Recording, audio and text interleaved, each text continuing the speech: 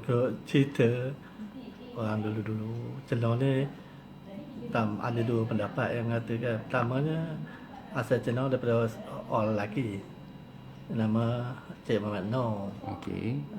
Jadi dia ni setelah dia masuk Islam, nama dia Muhammad Noor. Sebelum pada itu dia, saya pun tak berapa pasti nama dia ya. Okey. Tapi dia kahwin dengan puteri yang bernama Balkis. Jadi duduk, lepas tu dia belajar agama Islam dengan ada seorang guru yang anak buah pak mentua dia.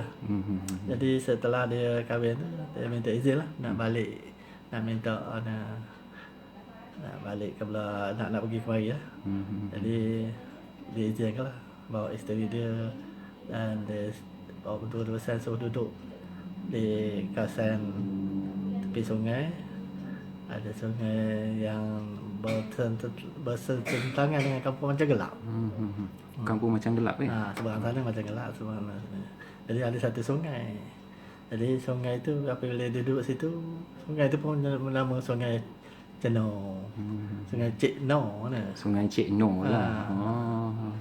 Pendapat kedua tu seorang perempuan. Jadi perempuan ni yang memang terkenal lah di kawasan tepi Sungai Cenor ni, Sungai Bahar ni. Dia membuka warung situ. Niaga lah.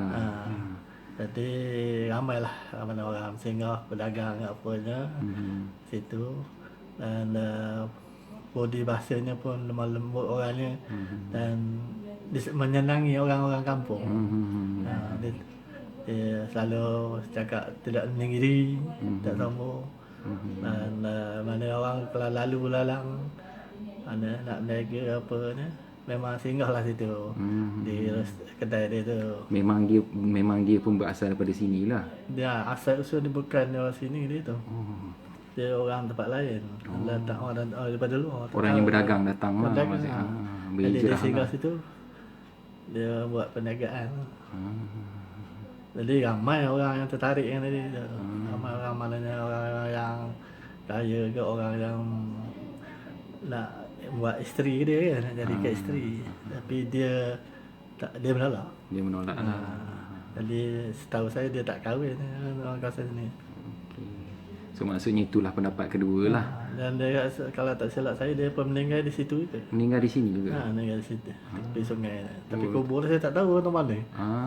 Tapi tepi sungai Cenor lah. Tinggi-tinggi Bukit Kertau, nampak dari bandar Cenor. Macam mana hati tak gusar, Tuhan tidak bercakap benar. Itu pantun. Pantun daripada dulu lah maksudnya.